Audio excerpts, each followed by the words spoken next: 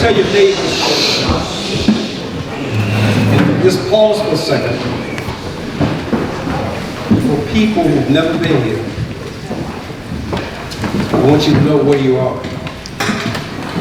This used to be Mount Moriah AME Church.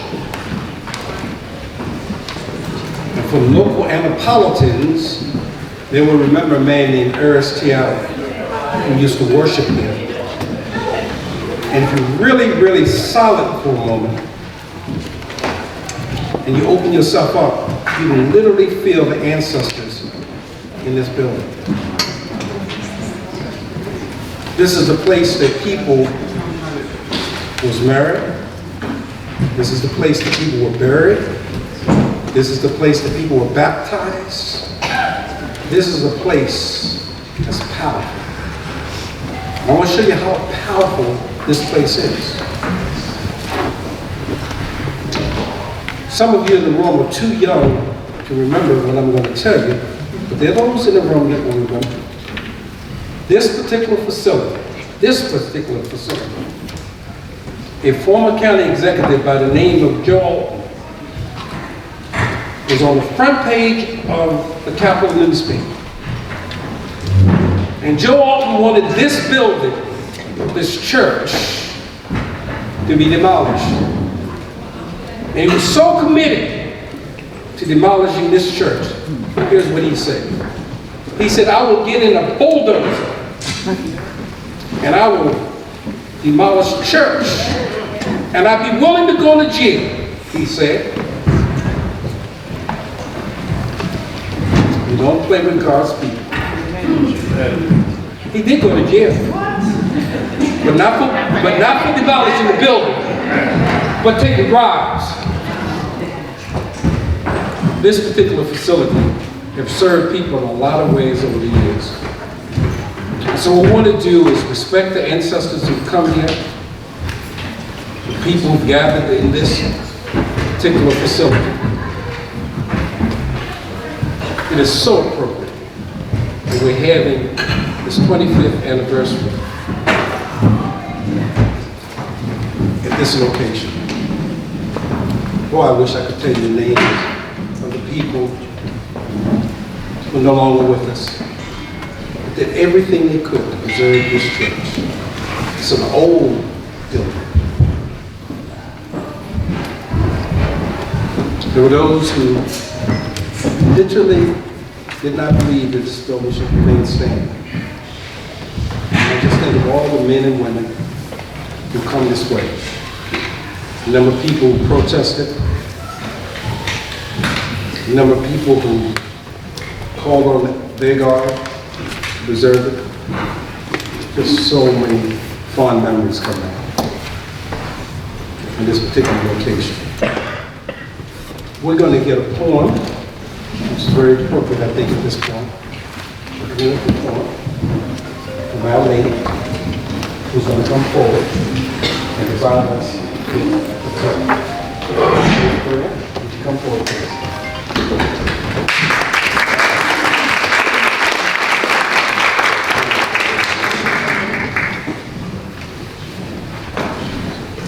Good afternoon. Good afternoon.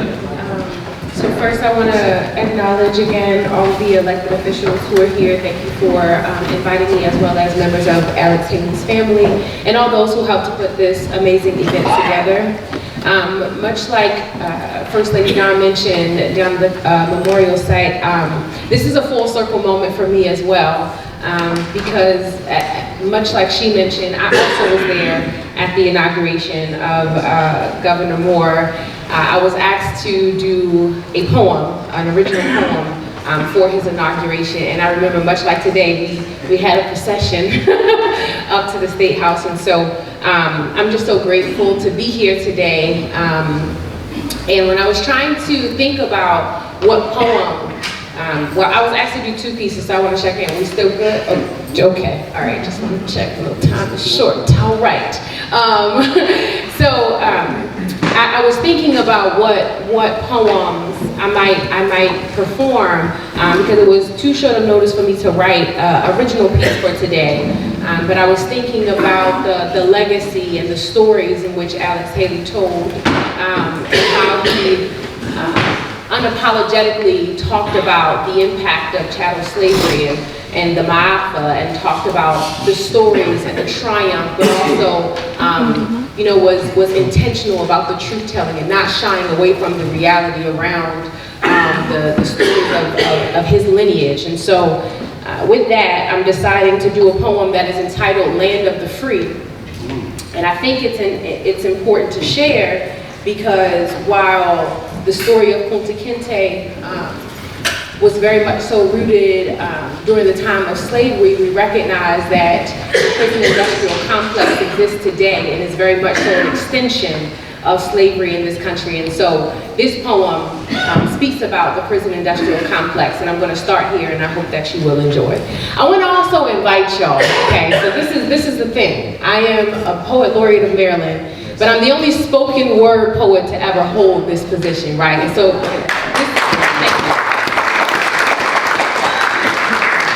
here's why that's important. That wasn't the point to clap, but here's why that's important, okay? Spoken word poetry is a little different than your traditional page poetry, right? We don't really like quiet spaces, okay? So I want to invite y'all, and I feel like this is an appropriate place, okay? I want to invite you that if there is any moment in either of the poems that I do that resonates with you, that is moving, that is provocative, you don't have to wait till the end of the poem to show that you like what you hear. Hopefully y'all like something that you hear, okay? So we're going to try together some things that you can do while the poem is happening, okay? So if you hear a line that you like, you can snap. Everybody try it. Yes, it's like Love Jones in the 90s, okay? If you like a line a little more than that, you can think about those good refreshments out there, and you can say, try it. You can even combine those together and say, Okay? The point is, you can try on any form of exuberance that feels good to you, but the point is, if I'm doing a good job, then the room shouldn't be quiet, Ashe? Okay. So we're gonna go ahead and get started with this first poem.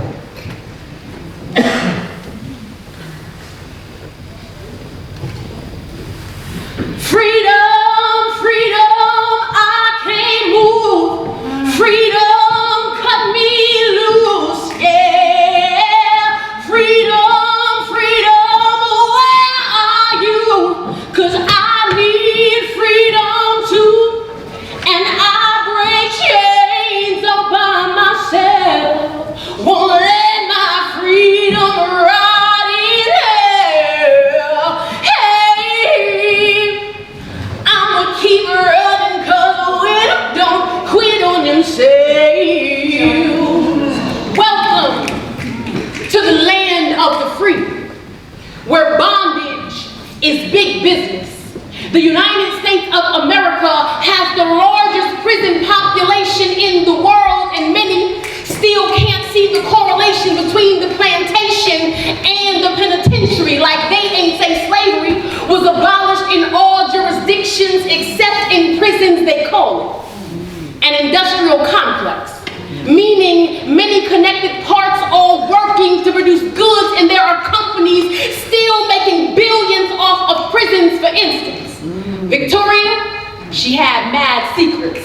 Her bras stitched with wires by boys that got picked up because of snitches wearing wires. And I'm sure there's somebody in here right now walking around in her privatized prison panties. Microsoft got cellmates crunching numbers and crafting keyboards. Bank of America also had bars around America. Even Toys R Us had their hands in detention centers. It's like Fisher Price got a price tag on odd children, and it figures, since there is a pipeline, third grade test scores are used to determine the number of prison beds, and in turn, prisoners make college beds. So when you're sitting at your desk writing next time, just think it was made by someone doing hard time. Now how's that for mandatory sentencing? It's not.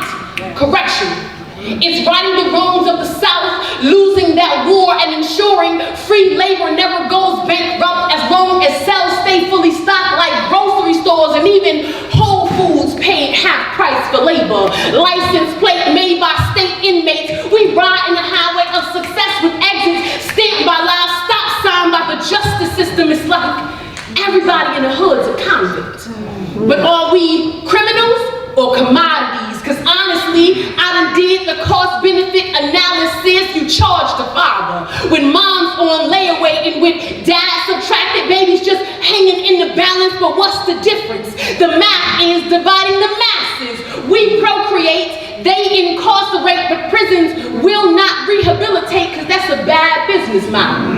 Recidivism increases profits and dividends. Just check the receipts. This is the land of the free, or rather, the land of dollars and cents. We're taking away freedom. Will always be a more worthwhile investment.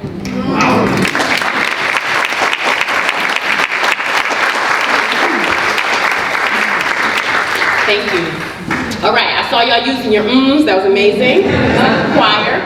All right, so I have one more poem that I think would be appropriate to end today with. Again, when we're thinking about Alex Haley and his legacy, he was unashamed and unabashed truth teller, right? And not in a way that necessarily was palatable, right? He was not apologetic in trying to please the listener, but just telling the truth and telling it in a way that was authentic to Black people and Black culture. And so I'm going to end with a poem called I Talk Black for that very reason, and I hope that y'all will enjoy. Again, my name is Lady Breon. A part of my work as Poet Laureate is I hope to perform all across the state of Maryland in every county. So I feel like this is a great representation of people. If you would like to have me come and perform in your county, please talk to me afterwards. But with that, I'm going to end with this poem, and I hope you will enjoy it. I have been folding my tongue beneath itself, bleaching my language, clenching my jaw with shackled teeth, because the moment I open my mouth, uprising spring from my saliva, my dialogue is sunk, trampled with the muddy boots of trade and migration, battling nations in my diaphragm, so the rhythm in my diction sounds like a war cry, and despite the white stuffed down my windpipe, I talk black with nappy phonics, syllables that kink and twist, naughty expression that beads on my palate, soul glow in this spit shine flow, Jerry curl jogging, bongo drums in my diction. This slang is semantic resistance, off with the head of the king's English. Can't you smell the riot on my breath? Char in my esophagus, my laugh is arsenic. And ain't enough opiates in this elementary education to hook me on phonics or gentrify the djembe out of my pronunciation. Love the taste of this cornbread accent. Sugar cane slang, my tongue is motherland, mama of civilization, birth of every nation, scat, boom, bat, hi-hat, jazz sax. There is music in my melanin, and I be talking super black. With a neck roll to articulate my tone. Conversations get you high as my cheekbones, and lingo about lush as these hips done grown. Thick thighs and deep fried vernacular. Hand motions and sound effects. Hieroglyphics hidden in my messages. My breath is the building of the pyramids on repeat. I'm like a Negro spiritual sampled over a trap beat. There is a black anthem inside my belly, so I will always lift every voice and speak. Thank y'all so much.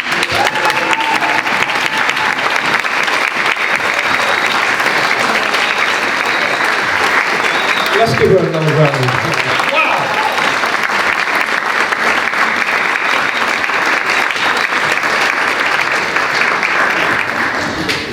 Wow! Give her another round of applause.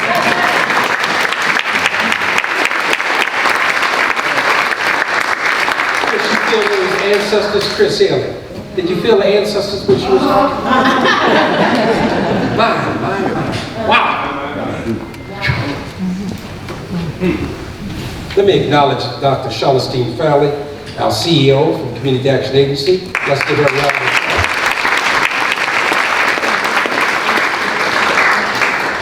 applause. Shortly, we're going to have dinner, but we're going to have for the blessing of the food right now, Dr. Kinte-Alex to come forward to bless the food. Dr. Alex?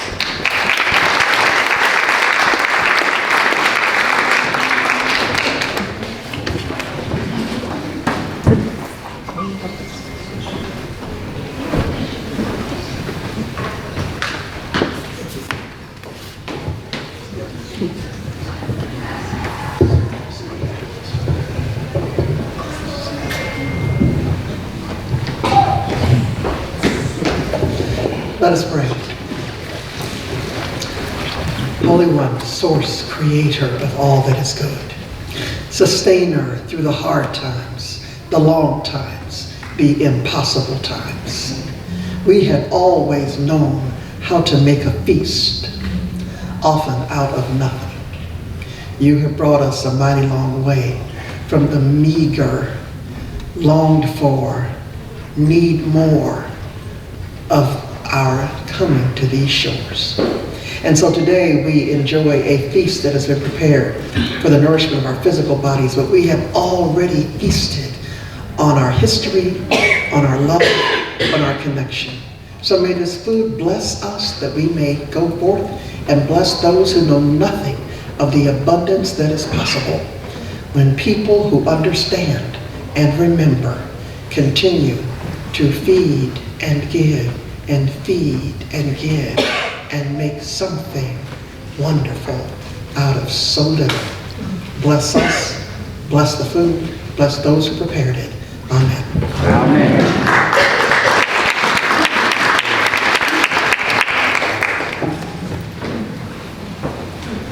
Before we make the transition to our next master ceremony, I want to share something, thanks to our mayor, Gavin Buckley, that we're going to do. I'm just so proud of this moment.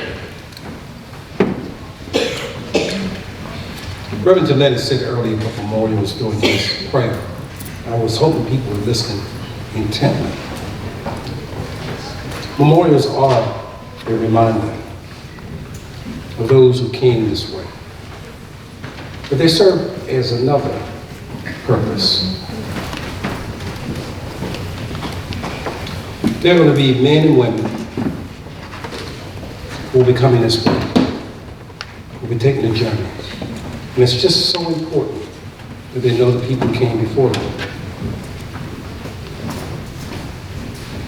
I know something that I want to share with this group. When you look at the number of men and women who happen to be African Americans who got elected, there are people that do not know what to say to you. The first African American to get elected in the state of Maryland was from Annapolis, Maryland. African Americans have served on Annapolis City Council since 1873. To appreciate that, you have no history. The Civil War ended in 1865. 8 years later, an African American was elected to the Annapolis City Council. And the shame is that if you went and asked students of any race, who was the first black elected official in the state of Maryland from Annapolis, they couldn't tell you. And it's not their fault. It's ours. We've got to do a better job of giving that information to people, that history. I am convinced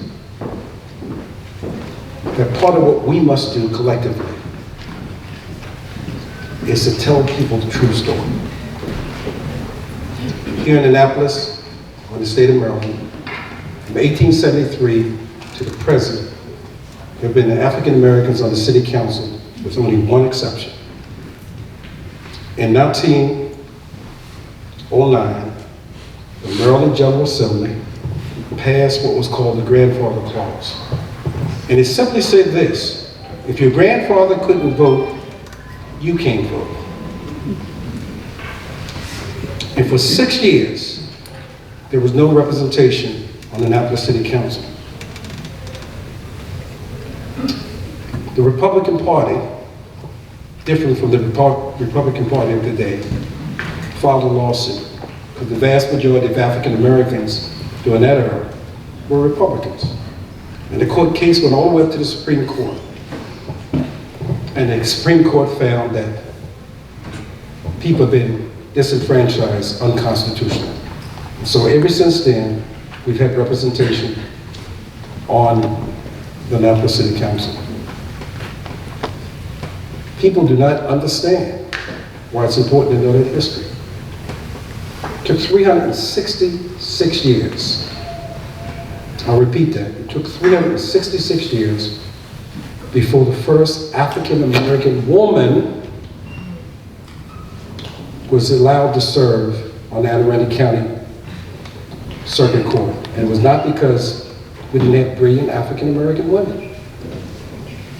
It's called racism. It didn't make any difference whether the governor called himself a Democrat or Republican, or liberal or conservative. Black women were not appointed to or allowed to serve on the circuit court. In 2020, we got our first African American woman appointed and later elected to the Annapolis City Council, or to the Anne Arundel County Circuit Court.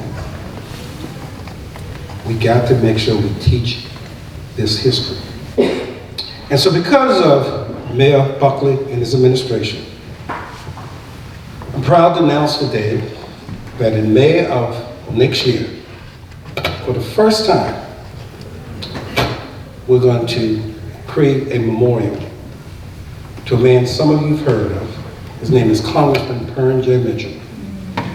Congressman Mitchell was the first African American to get elected to the Congress from the state of Maryland. Oftentimes I'm asked to come and speak at various Black History type programs. I was in Baltimore City and I asked students, who was Congressman Mitchell? And they didn't. And again, it was not their fault. It was not their fault. Elders have a responsibility of making sure we pass on the information of those who came before. When people learned that Pern Mitchell was a Purple Heart recipient, they didn't know that. When people learned that Pern Mitchell was not allowed to go to the University of Maryland because of the color of his skin, he had to actually sue in order to go to the University of Maryland. Pern Mitchell said something that I want to end with before bringing out next Master Ceremony song. Pern Mitchell said, racism is something you have to fight every day. You have to commit your life to it. Pern Mitchell said, you cannot say, well, I've been fighting this thing for 6 years, I'm going to just retire. Pern Mitchell said, no, you got to fight it each and every day. And Pern Mitchell said, when it rears its ugly head, as it will, you got to be able to force it back there. And we're about to experience, right now, in 2024, a resurgence of racism. Montgomery County has just opened up an investigation where some students wrote some horrible racist things in Montgomery County, Maryland. In Salisbury, Maryland, a student thought it was funny to make some racist comments. If we don't know our history, we're doomed to repeat it. So I want to say to each of you, I hope you will come back in May of next year, when we honor Congressman Pern Mitchell. And I want you to join me in thanking Mayor Buckley and members of the City Council.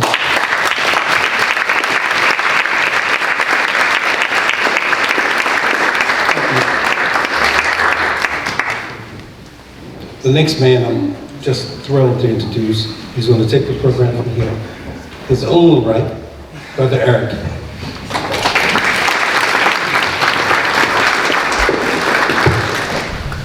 Good afternoon, ladies and gentlemen. I'm gonna try this one more time. Good afternoon, ladies and gentlemen. There we go. This is a very powerful moment, and I'm gonna be authentically Dr. Eric Elston today. So if you could look to the left and tell the person next to you they're smart and intelligent.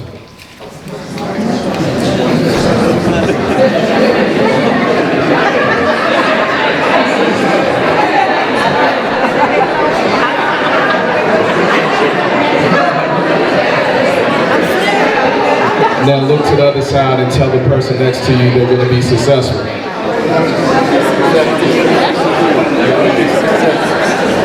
Now can you all give yourselves a round of applause?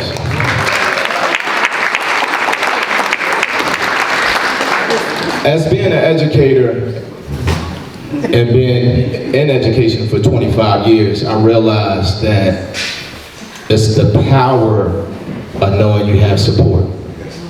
It's the power of knowing that you have an opportunity.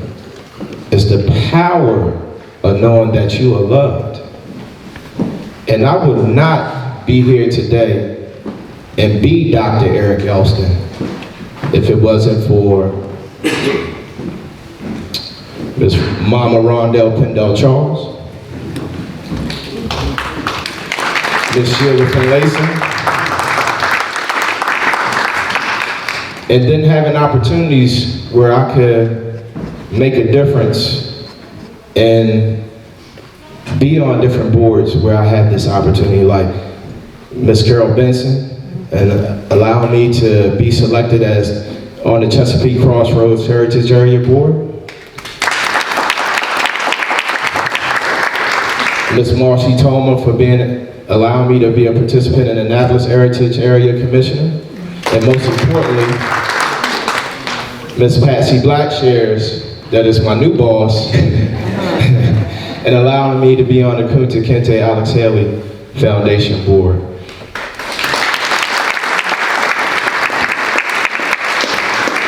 Excuse me, Eric, all women that way.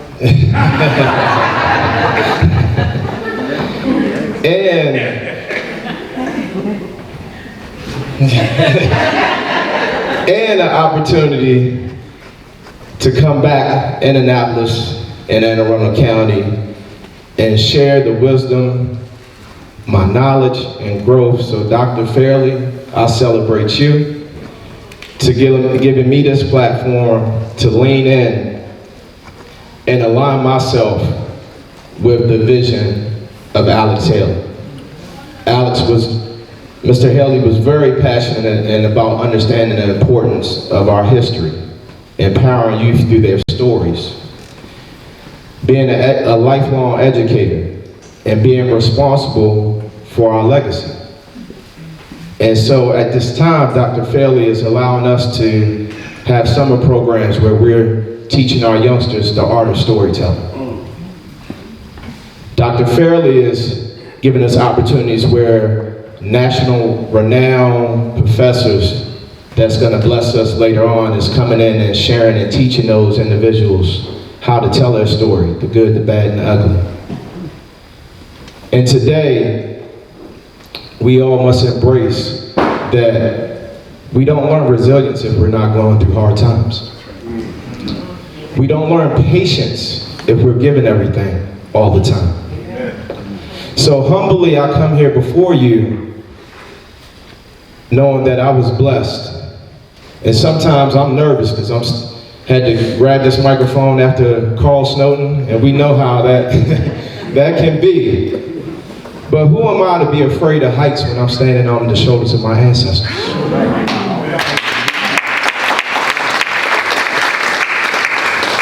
So yesterday, as I was processing and getting my thoughts together and talking to my son, I said, Josh, tomorrow we're going to a dedication for Alex Haley Memorial. Do you know who that is? He said, no, Daddy. And I said, well, wait a minute. You're not going to school tomorrow. Because today you're going to learn who that man was. Amen. And before I introduce the next person, on this program. I stand before you being able to track my family history all the way back to slavery. It was a man that was my 5 times grandfather, Timothy Harris. He was freed by the Rideout family. The Rideout family is an instant connection because the Rideout family owned the slave ship that brought Kunta Kinte over here. And a year and a half ago, I had the opportunity to do a tour of that Whitehall mansion. And on that day, I had my daughter being able to kick the dirt and walk that cemetery and go through that house where our ancestors used to spend a lot of time.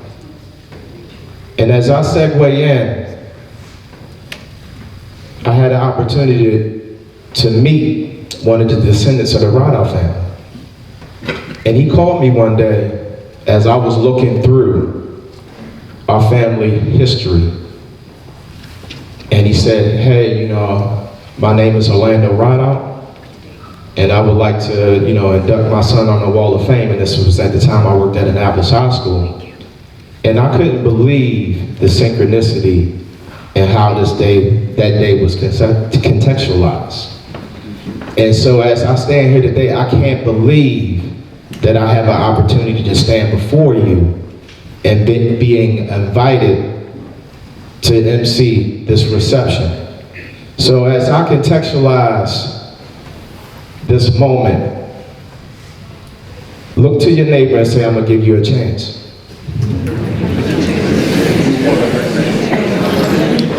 And look to the other side and tell that other person, I'm gonna make sure you're successful.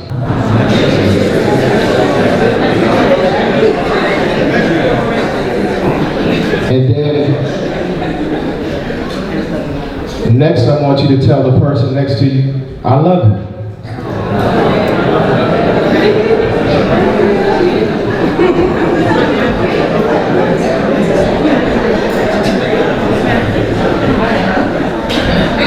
In reflection, as I land the plane, today you heard you're smart and intelligent.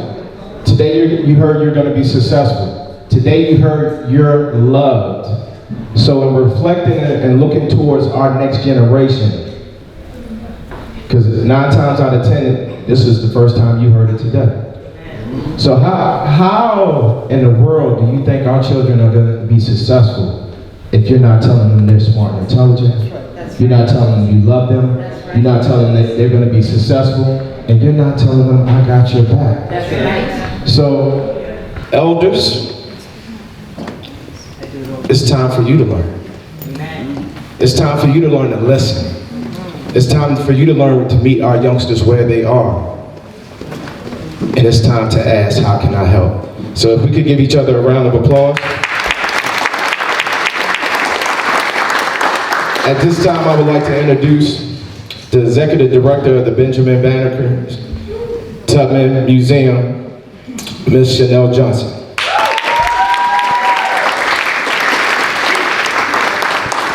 Give it up for Eric.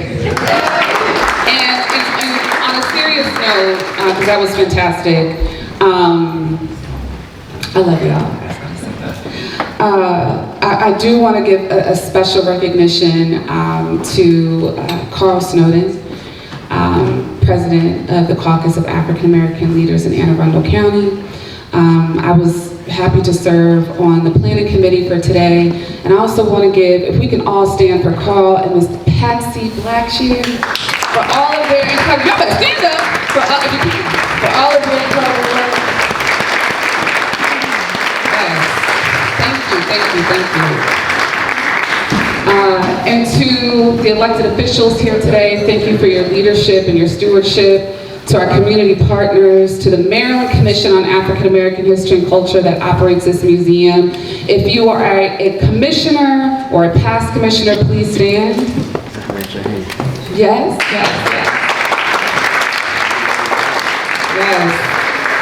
The person who hired me, who is the chair of Maritime, Ms. Lindra Marshall, I gotta give her a special shout out. So the mission of the Banneker Douglas Tubman Museum, we added Tubman as our namesake this November 1st. She is humanity's greatest freedom fighter. She was a truth teller, and she represents the best of what Maryland is.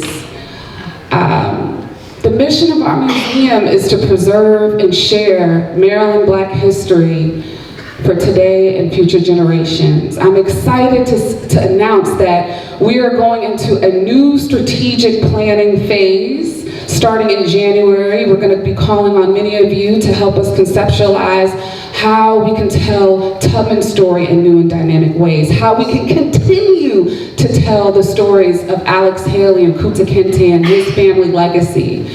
And if I may, just because I know we're trying to eat, can I leave y'all with a call to action? Can I leave y'all with a call to action? Yes. Thank you, Martina. Our Director of Collections and Exhibitions. What I would like to say is, this has been a crazy couple months in this nation, am I right? Yes. So it's insane that Black history is continued, even in 2024, continues to be politicized, continues to be trivialized. So I will say this, if you are an ally, be an ally. And sometimes that means in listening. And listening is paramount in any space that you're in. But if you have a seat at the table, don't just use that as an opportunity to rub shoulders. Use that as an opportunity to use your voice. Because you are there to bring change, to bring positive change. We are all in the work of historic preservation. We're all in the work of centering Black history, art, and culture in the great state of Maryland. So do that in the space that you're in. This is not the time to water down our history. It's not the time. We have to continue to use Black history, to share Black history as a tool, as a blueprint for positive social change, for understanding what American democracy can be, to inspire people to be agents of change in their own communities. And I know I'm preaching to the choir. This is a magical moment in Maryland history today, celebrating the 25th anniversary of the Kinte-Haley Monument. But what that represents is we have to continue to preserve these stories because it teaches us, right? So thank you so much for joining us today, and I'm going to pass the mic, so to speak, to Malik Menga. He is a part of the Gambia delegation. He is the project co-founder of Inherited Roots Dignitaries from the Gambia delegation. So without further ado, as part of our dignitary, Malik Menga.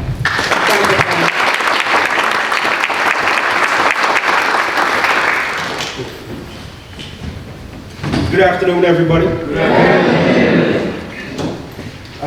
Let's say good afternoon again. And in our Gambian language, we say Nangadef to the Gambians here. An honor and glory goes to God today. That is the reason why we're all here. I'm here to share a little bit about the African connection and the Gambian connection, or what Alex called his favorite African, which was my father, Ibuma. I also must say it is an honor to stand here today on the 25th anniversary celebration of the Alexander Memorial. Alexander Murray Palmer Haley, or as he was known to me, due to his lifelong friendship with my father and Uncle Alex, was a man who didn't just write history. He created Roots, a book, and the miniseries. And speaking of Roots, I have to talk about my father, Ibuma, before.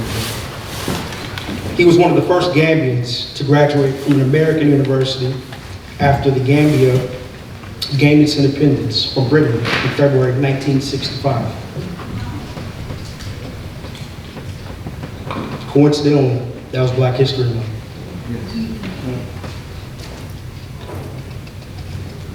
Speaking of roots, one fact that you guys might not know is that my father was the only person to have 2 speaking roles in both Roots the miniseries, as a Senegalese soldier, and he played a Gambian griot in the final scene of Roots the Next Generation. Notwithstanding my father's lauded status in the Gambia, my grandfather, Elijah Malik Manga, who I have the honor of being named after, was one of the original framers of the Gambia's constitution. He also was deputy chair of the Gambia Public Service Commission and a distinguished justice of peace based in the Gambia capital, Banjul.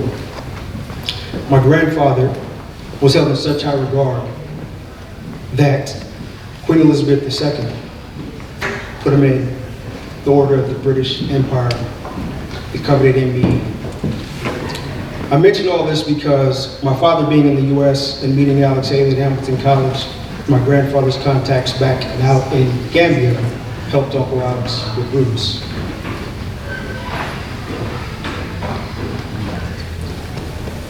After years of Uncle Alex researching a collection of African words, names, and stories told in the porch of his Tennessee childhood home, someone finally pointed Uncle Alex to the Mandinka language as a possible source for some of the words such as Kambe Malongo and an enslaved ancestor named Kinte.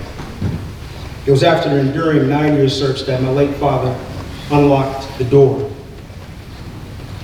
for Haley to identify the village of Jupre, where his ancestor Kunta Kinte was captured. You see, my dad wasn't just any man.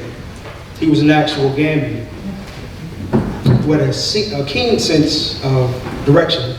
And this was during a time when there was no Google Maps or Waze. Who knows how long it would have taken Uncle Alex to unlock his family history. Maybe it would have been another 9 years. In fact, Uncle Alex noted that my father became his mental model for Kunta Kinte. Uncle Alex said, quote, "Kunta to me became Ibu, Ibu to me became Kunta." Initially also, my father said that he was skeptical of what Uncle Alex called the African connection. But later, my father came to realize and said that he and Haley were destined to get together, and the work of Roots was destined to be. My father and Uncle Alex became more than friends. They became brothers, hence why I call him Uncle Alex. And that brotherhood, just like how it was depicted in Roots, the next generation between James Earl Jones playing Uncle Alex and the famous African actor Johnny Secker playing my father. Now, the irony in that same vein today is that Alex Haley's grandson, Bill Haley, and myself have started the Inherited Roots Project. The Inherited Roots Project is going to celebrate making connections with our joint legacy to show what Roots did and what Roots can continue to do. We also plan to work with His Excellency President Barrow, His Honorable Ambassador Bob, and also the delegation all the way from the Gambia, chosen to represent His Excellency President Barrow under the direction of Honorable Minister Joe, Director General Asum Sise, and also Ms. Fatoumata Singate. My father didn't just guide Alex Haley physically to his roots. He showed him and the world that Africa just isn't a place, but it's a place that lives within us. You see, my father had a remarkable way of making connections, not just between people, but across time and space. My dad had this way of connecting people, whether they wanted it or not. He'd often say, "Son, keep knocking on the door until it opens." My father knew that our stories were bridges, and when Uncle Alex stepped on the Gambian soil, it was my late father, grandfather, aunts, and uncles that didn't just help him find his roots. They helped him find our collective roots for resilience, culture, and belonging. As we reflect on Uncle Alex's legacy, let's also honor the unsung connectors like my father, who quietly, powerfully make history possible. So, take this moment to say to Alex Haley, Ibu Manga, and all of us here, may we continue to dig deep, grow strong, and always celebrate our roots. Thank you.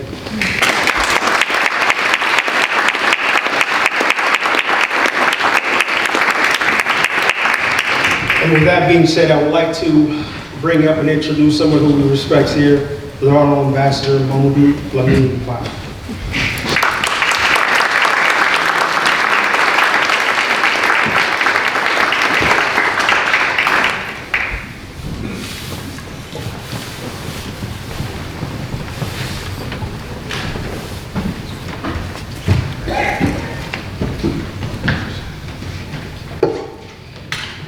Good afternoon. I bring you greetings from the roots. The roots are coming from the Gambia. You know, Gambia is the roots, and the roots came to America. And you have the trunks and the branches, and then we had the flowers, then the fruits. Then we all enjoying and celebrating the fruits. But we should never forget about the roots. Because if the roots have a problem, then the whole tree would have a problem. Then we may not have the best of fruits. That is why I told Mr. Malik that we need to strengthen the roots. The government of the Gambia is constructing the island. You know, that used to be called James Island, now renamed Kinte-Island, you know, making it very attractive for tourism. But there is the tendency that other operators may try to hijack it. You know, if roots, if the foundation here, the Alex Haley Foundation here in America, does not associate very visibly with what is going on in the Gambia. We used to have this Roots Homecoming Festival, where the Roots will bring African Americans to the Gambia, and of course other Americans to the Gambia to see the roots and to visit Kunta Kinte-Island and to visit the heritage, all the heritage sites that we have in the Gambia. So we are determined to revitalize that arrangement and that connection with the foundation. And our embassy and the government is quite open to that. I was invited to this event personally, and I received another invitation for the Minister of Tourism, Arts and Culture, and I received a third invitation for His Excellency, the President of the Republic of the Gambia, Adama Barrow. The Minister said, Ambassador, I will delegate you to represent me because it's very tight with me. Then the President told the Minister, I'm delegating you to represent me.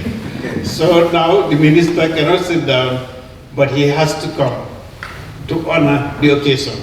So we are all here. I am honored to have the Minister of Tourism, Arts and Culture here with us to celebrate this special event. I want to introduce Honorable Mr. Abdullah Job, Minister of Tourism, Arts and Culture.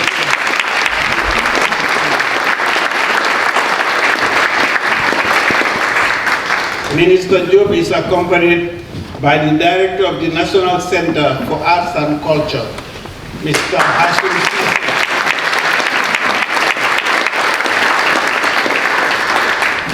We have Madam Fatimata Singate, who is senior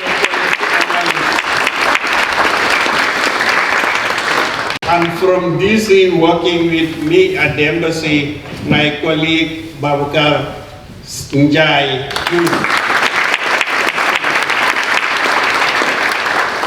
Of course, we have met our brother here, Dr. Tijan Sala, who we have also co-opted in the delegation.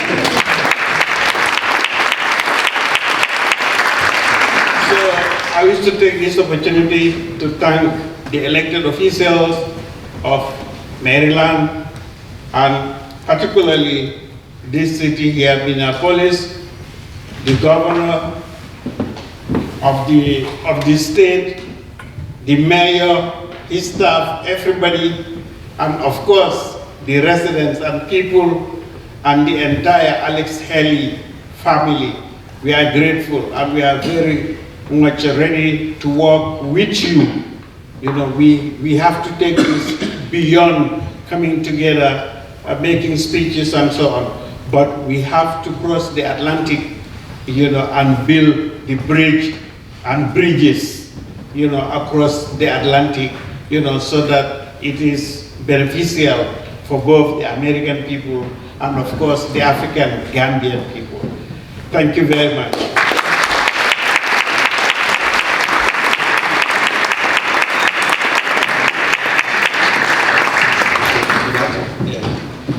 Okay. I want to take the opportunity to invite the Honorable Minister on behalf of the President to convey a message.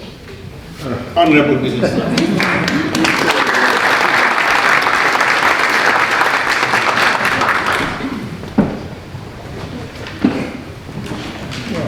Thank you. Thank you, Ambassador. Good afternoon to all of you. I must say that I'm really touched by her and humbled by his reservoir of knowledge that he has with respect to African history. So thank you very much.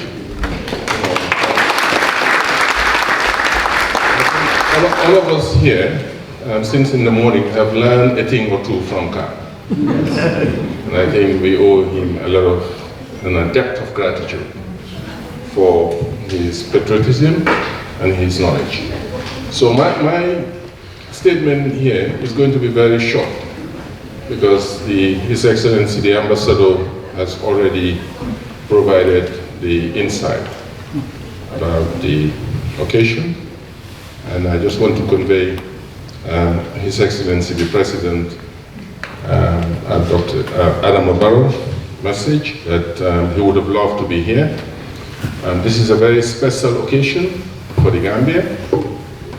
Personally, him and the entire Gambian population, because the Gambia and the Kinte-Haley roots, Kunta Kinte, we are integrally linked and inseparable.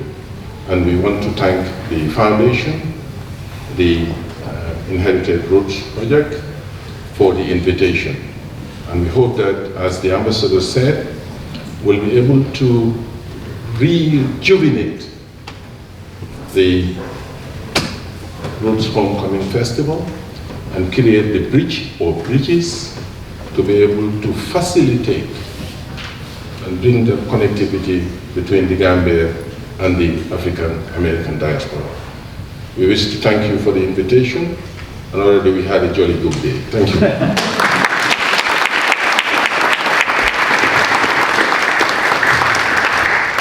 Thank you, ladies and gentlemen. It is with an honor I'd like to introduce our brief keynote speaker, a remarkable individual who has worked profoundly and impacted communities across the world. Dr.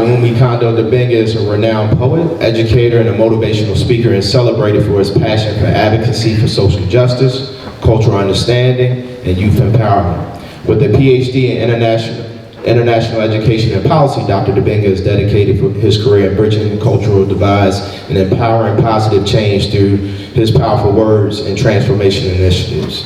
Please, ladies and gentlemen, give Mr. Dr. Dibinga a round of applause.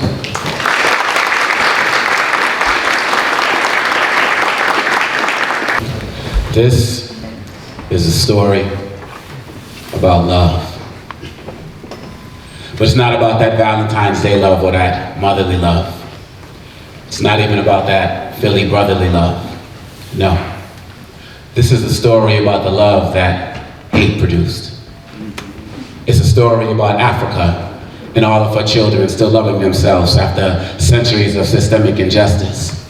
It's a story about tragic transatlantic treason and Berlin boundaries being drawn across ethnic lines with no rhyme or reason. It's a story about enslaved Africans beating the odds and nations conquering other nations and changing their gods by creating missionary positions in order to religiously rob Africans of their own religion. It's a story about Europeans using civil lies to try to civilize the creators of civilization. And it's a story about Klan rallies and white families gathering on a sweltering Sunday afternoon around 5:30 for a friendly game of blacks being burned alive at the stake and living for over 400 years as enemies of the state. It's a story about Langston Hughes through poetry shaping the blues and stereotypical images of black men on the news. It's a story about kings losing their crowns on Tennessee balconies and Malcolm slain for pointing out white fallacies. It's a story of Joanne going from America's daughter to persona non grata under the name of Asada. And it's a story about Congolese genocide in the name of coltan diamonds and gold, and about Southern Sudanese slaves still being sold in this new millennium. It's a story about Garrett Morgan creating the gas mask that will save the lives of millions of firefighters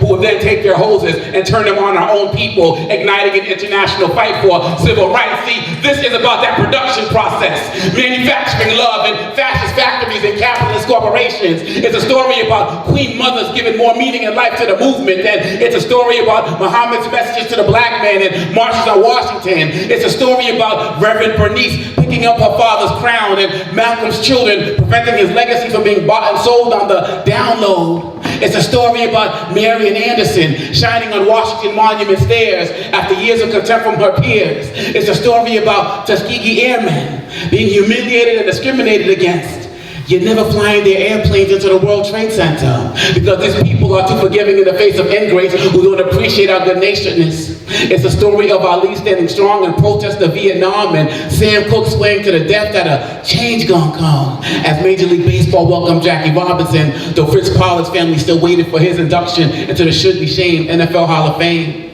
It's a story about Venus and Serena Williams picking up on Althea Gibson's greatness and Arthur's ashes and winning at Wimbledon, and about Tigers making all competition retreat into the woods. It's a story about those brothers and sisters in professional sports taking care of their hoods, and our hip-hop artists protesting to keep our educational system from becoming no good. It's a story about brothers dying on the front lines of Vietnam, Korea, and Kuwait so that the world can see the first black Secretary of State.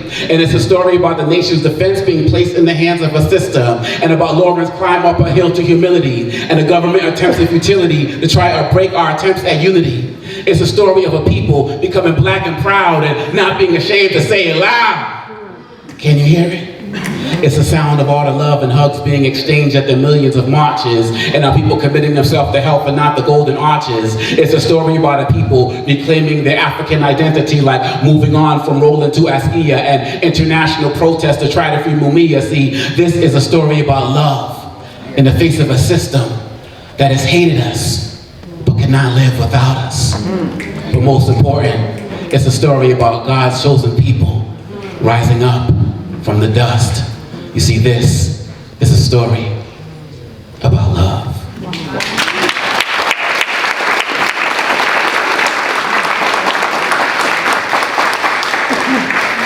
Somebody repeat after me. There can only be one me.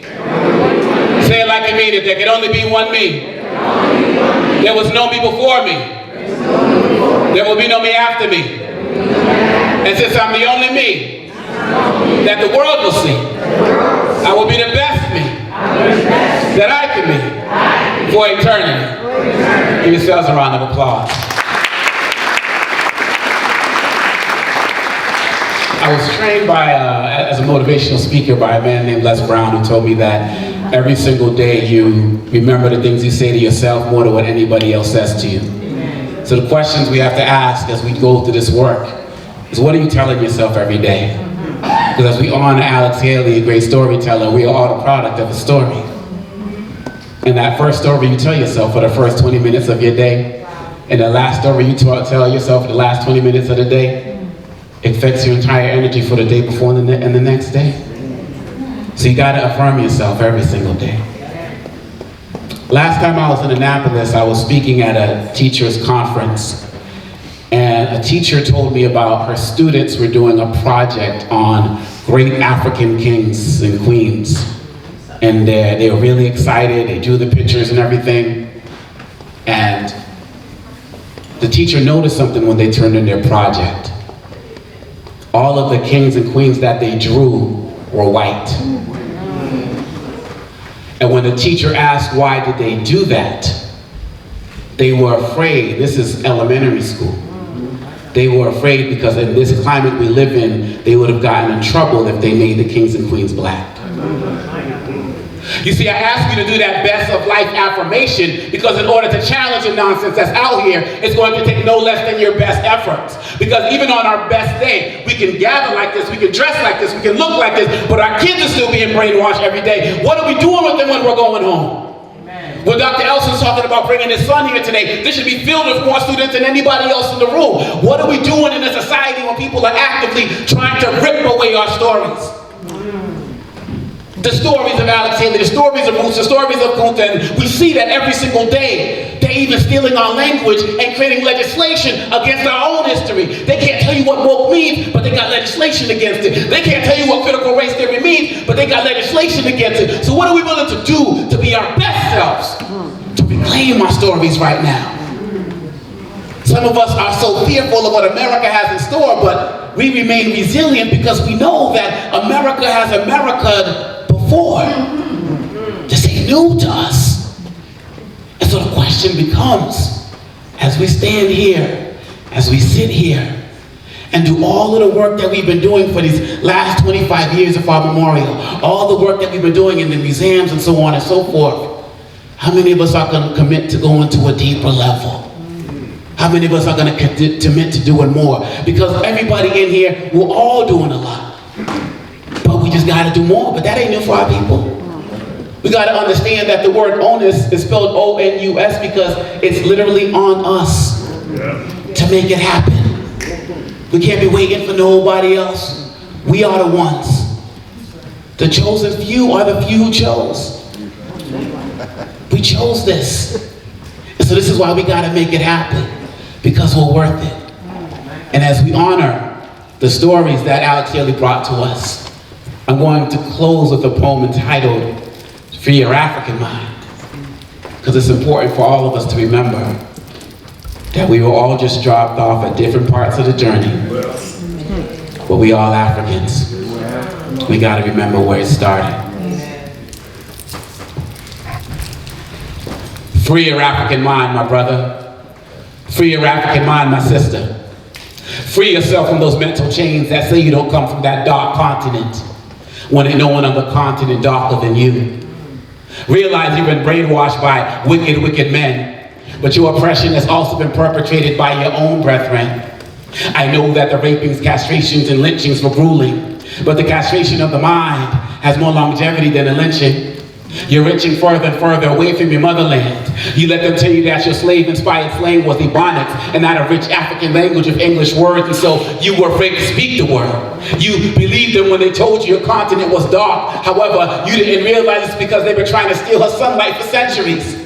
From whitening the ancient Egyptian to whitening Beethoven to whitening Michael Jackson, you've been brainwashed. From slave codes to black codes to Jim Crow, you've been brainwashed. From K1 to cum laude, you've been brainwashed. You see, you want to be American, though America has decided she no longer needs you, while an entire continent pleads for you to come home. So free your African mind. Free those naps suppressed under that process. Free those hips and those tight jeans that only attract negative attention and suffocate your natural nilotic curves. Free those brown, luscious lips from ravishing red lipstick. Brothers, free your kidneys from sipping 40s and sip fresh waters from the Nile Basin.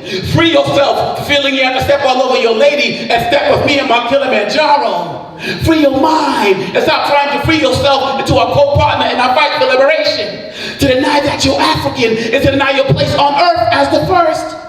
Why claim to be a Negro and kill over street corners when you can claim ancient Nubia?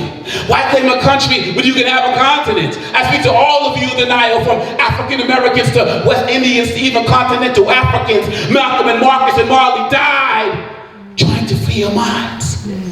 Accepting your rich African blood turns you into a worldwide majority and not a national minority.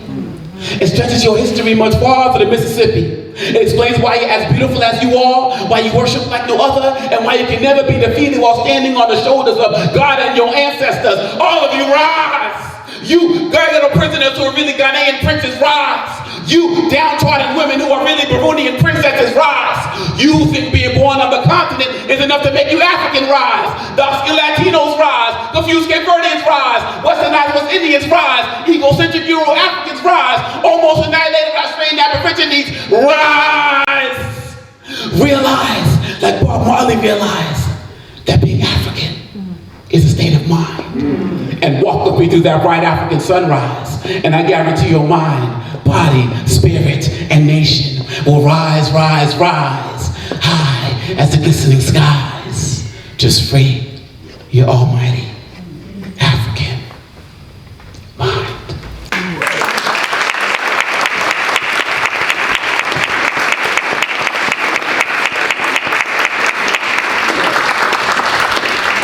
Ladies and gentlemen, is that powerful? Yes. Now just imagine 6 weeks during the summer where our kids in our community had an opportunity for Dr. Benga to pour into them. So if we could give Dr. Benga a round of applause. And that round of applause was not just for pouring into us today, but being committed to coming 6 weeks and pouring into our children and our community during the summer. So at this time, we're going to bring Dr. Patsy Blackshear, president of the Kinte-Alex Haley Foundation, and Chris Haley, nephew of Alex Haley and research director at the Maryland State Archives, for our award ceremony. This will be very brief. There will be no words from the awards recipients. It'll be a quick photo op, and then we'll take next steps from there.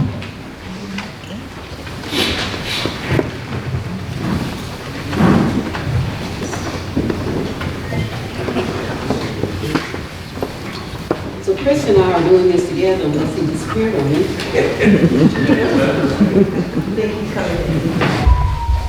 We have a number of awards that we want to provide, and these are to individuals who really made a difference in helping to ensure that this memorial was created.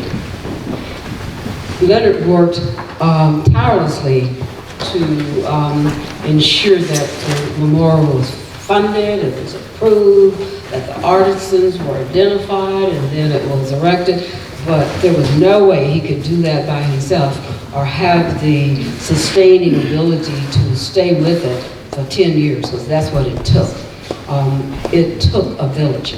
And these people that we wish to give the awards to today are part of that village. So we just want to, we've acknowledged them over the years at different times for different things, but because we have this 25-year anniversary, we wanted to take the time to make sure that during the celebration, we included them. So the award is absolutely lovely because my husband's a handsome guy.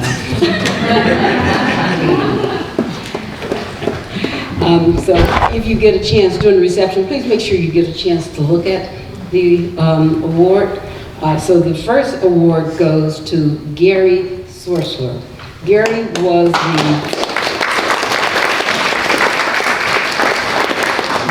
was a founding board member of the Kinte Festival Group. They started the festival.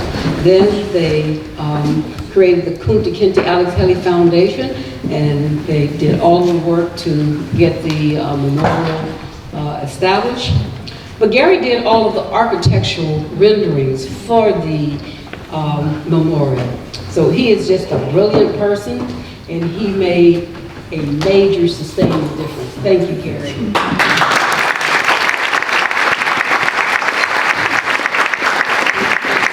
And the award reads, the Leonard A. Blackshear African American Heritage Pioneer Award.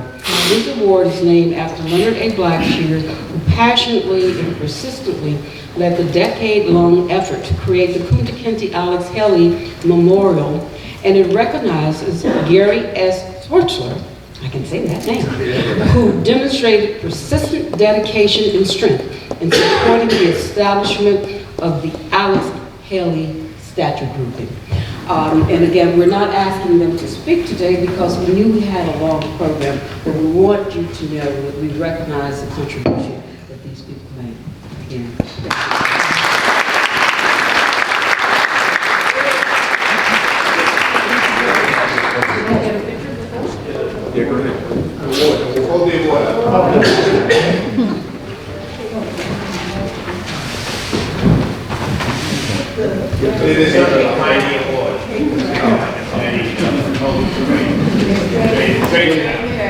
Thank you, family.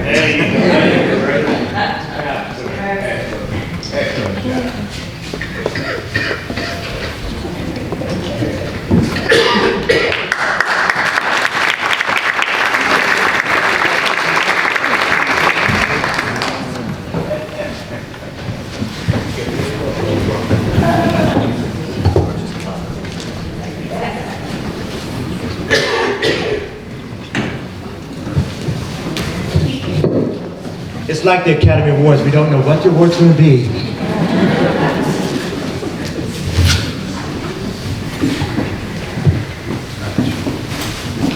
One of the persons, to my knowledge, who walked hand in hand with Leonard outside of the lovely Patsy Blackshear was Michael Greentree, who served, I think he used to say they were like ebony and ivory when making this effort go forth. And so the next award is to Michael A. Greentree, who is represented today by his wife, Kathy.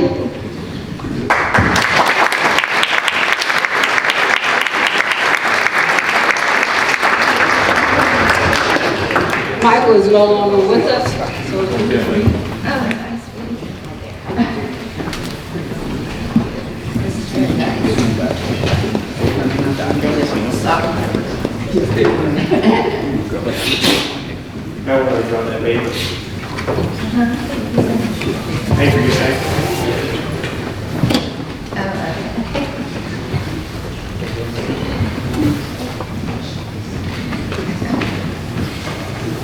Thank you.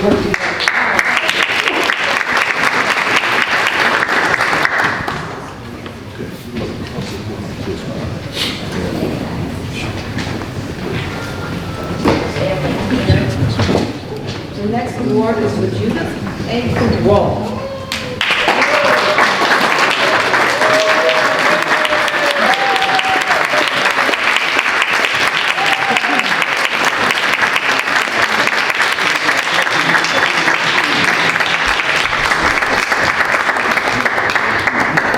You have to almost beat Judy to take a front row in anything because she's always behind the scenes making sure that everything.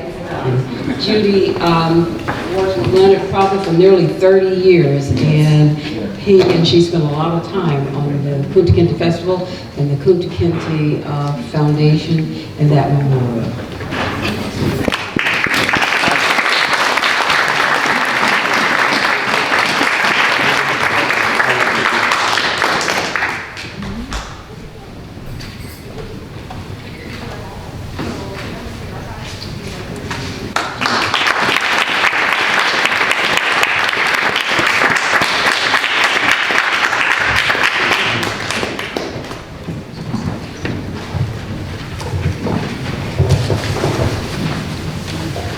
This award is to Chris's father, Julius Haley. Julius, like Mike Greentree, is no longer with us. But Alex had two brothers, George and Julius, who was Chris's father. Yes, that's true. So one of the things that happened is that Julius was also one of the founding board members of the foundation and of the festival, and he worked tirelessly as well, both with the festival and then with the foundation. So Julius was peacemaker, he was just a marvelous person. So this is to Julius C. Haley for his effort in making sure that that memorial was built.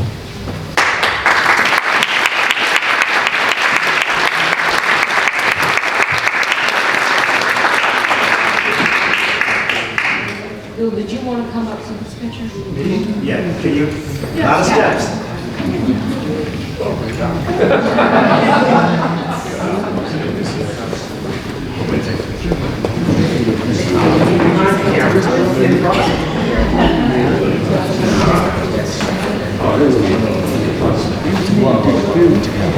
Yeah.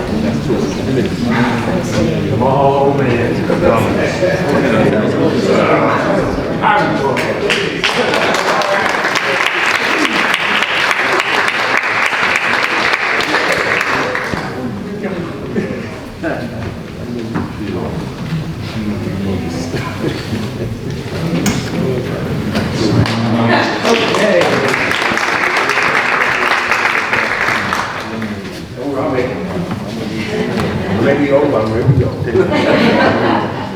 The next award. Thank you very much.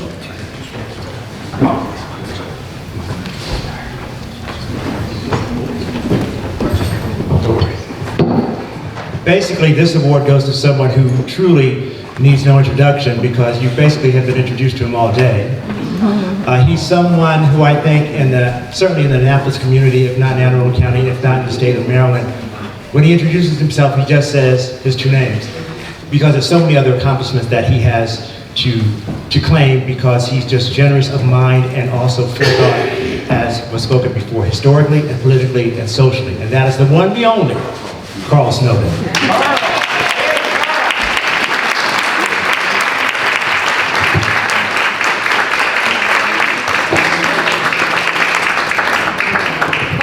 Part of the planning committee for this 25th year anniversary celebration, but he was also part of the planning committee in 1999. So Carl's kind of old. At the ceremony 25 years ago, it looks just the same.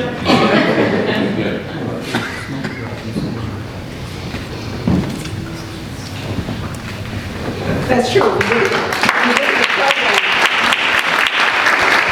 The program in 1999, Carl was the master of ceremony. Someone else who's very special to the story of Alex Haley is a lady who was the head research archivist at the Maryland State Archives back in the day, even when it was at the Hall of Records, which was at St. John's. And she became a mentor of mine. I used to live at her house, used to eat her food, drink her sweet tea. She was the bomb! Phoebe R. Jacobson.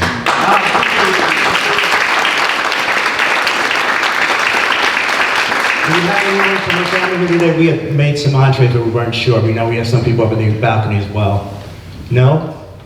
Then again, like we say in the Oscars, I will accept this gladly on her behalf.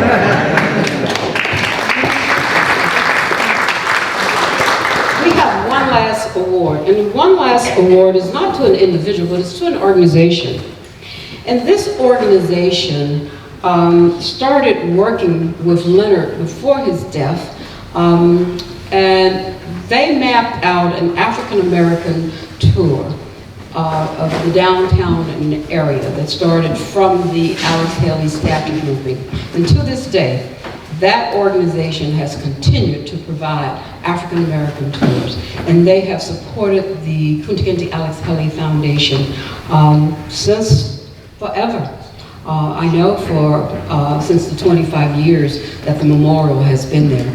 And that organization is Watermark.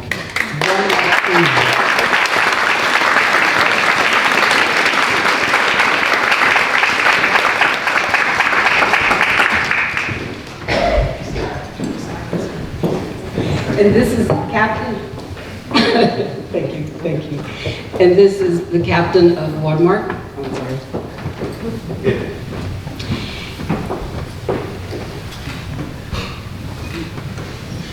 In addition to this particular plaque that we wanted to provide, we also have some citations for Watermark for their continuing support in sustaining African American heritage and history. And those citations are from the city, from the county, and from the state. So we would like to give you those as well.